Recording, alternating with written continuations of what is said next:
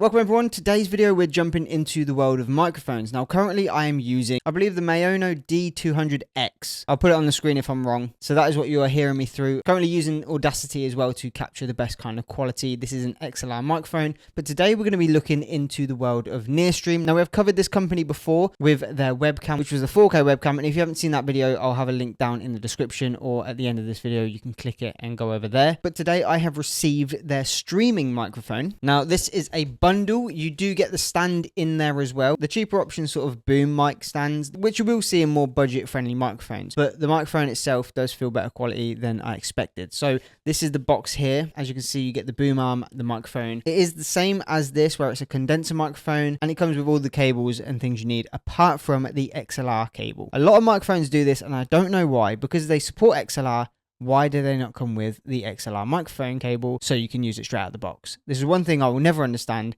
but I guess that's down to the company. Mayono was the same, did not come with the XLR cable, had to go out and buy my own. It is the same also with this bundle here. This microphone is the AM20X. Now they do have the AM25X, which is just the microphone on its own. There is no difference. They are the exact same microphones. So if you are looking to get this microphone and they are out of stock of the AM25X, you might as well go and get the AM20X because it is the exact same as the AM25X. It just comes with that boom arm, which you may need if you don't have a boom arm anyway. But like I said, unlike the low profile boom arm I have here, it is one of the more budget friendly ones. It's still great quality, don't get me wrong. It will still hold up the microphone, it will still do its job. It just looks a bit more like one of the cheaper ones. For me, the low arms always look the best. But anyway, I'm not going to really go into any specs about this. I just want to do a sound test, a quality overall, and just sort of give you the overall look at what this thing can do. Now, like I said, you get everything apart from that XLR cable. So you do get the stand, which goes into your boom arm, which will also fit on any other sort of universal boom arm. It gives me the vibe of like the Shure microphones, where the boom arm's like this and you can have it dangling down, or you can have it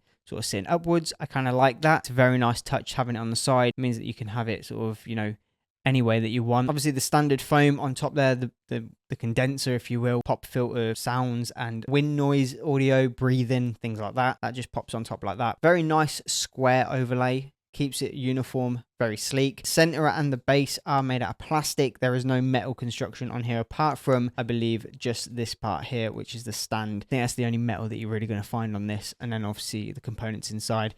But other than that, everything else is plastic. Button as well may be a metal, just a very sort of budget metal, if you will. All it's going to be doing is turning left and right. There's no real need for it to be heavy duty metal, if that makes sense. With this, if you are using the USB, there is two buttons on top which are touch sensitive, which is very nice. The bottom one allows you to change modes from noise cancellation and your monitoring. So if you have headphones in here, you can hear yourself talking to see how the audio gain is, because this little dial here obviously is for audio gain to turn up and down. Top button here is for muting your microphone. So it is a one-tap mute, which is very nice. A lot of microphones are taking this on board, and it is nice to have that. It would have been nice if the button was to click and change for muting, maybe, because I find sometimes that accidental muting can happen with touch buttons. That's just a personal thing. You also get that nice little light in the middle here, which allows you to understand the different modes that you're in. So if it's a solid blue light, you've got noise cancellation on. If it's a solid yellow light, it is noise cancellation off. And if it's a green light, that means for monitoring. Other than that, that is everything really that I can explain. If you are just using that XLR cable, none of the buttons and features will work. Very much same to the one that I'm using here. Because I don't want to have two cables dangling out of my microphone, I just use the XLR. I don't need to have the buttons on top when I've got my PC doing everything for me anyway, like gain, monitoring. I have it through my soundboard anyway, so I can do all the adjustments that I need to. This is what you've been hearing me on this whole time, but now we are going to switch over to that NearStream AM20X or 25X. I'll call it the 25X because it's just the microphone. I'm not using the boom arm. So we're going to switch over now to the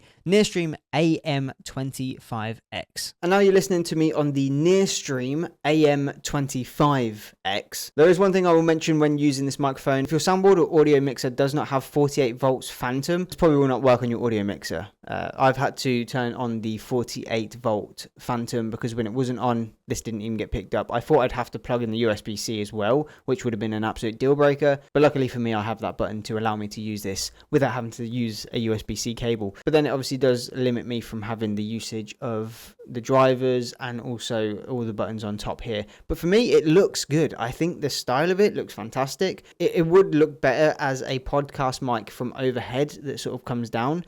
I just feel like the way that the stand is, it should be upside down, if that makes sense. Another thing is I've had to move the XLR cable out of the actual tray here because I haven't made it long enough. It was fitted to my old microphone, so the stand is not as long as this one. So unfortunately I had to, you know, faff around with that. But we've got it working. Hopefully it sounds good. And if it does sound better, I probably will switch to this. If it sounds the same, I'm not too sure because I do like the black and white, but then I also like the sleek design of how this looks. You have to definitely let me know in the comments what you think to the quality of this. There is no audio changes. There's no input changes that I've done. No editing, post-production editing. It is raw sound coming from this microphone and also from the Mayono. Hopefully this one will sound better. That's down to you guys in the comments. You're gonna have to let me know because I'm not too good when it comes to sound. You know, if I hear something, I'll be like, yeah, it sounds the same as this and sounds the same as that. It's always down to you guys out there that have the crisp hearing and go, yeah, there's a definite difference, whether it's down to tone, pitch, vibrations and the frequencies, all the good stuff. But this is the NearStream AM25X because it is just a microphone. If you want the boom arm with it, it will be the AM20X. But like I said, there's all the links down in the description. You can go over there and check out all of the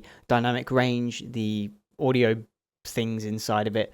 I'm not too technical when it comes to that stuff. I just like to promote a company that I've used in previous, like I say, I use their webcam and I was absolutely blown away by the quality of the webcam, so I'm hopefully going to be blown away by the quality of this microphone. That's down to you in the comments if you think this is a better upgrade or if it just sounds the same. But even then, if you're on the market for a microphone, you know, we used to use Blue Snowballs. I used to use a Blue Snowball since probably 4 years ago. 3 years ago even. So, you know, there's ways of making a bad sounding microphone sound good. Hopefully this just sounds good, so you don't have to faff around with all the voice meter stuff out there and all of that. But also the benefit of having a microphone like this that allows the XLR cable but also a USB-C is then you are able to use this on your mobile phone, your MacBook, your tablet, anything that runs a USB-C connection.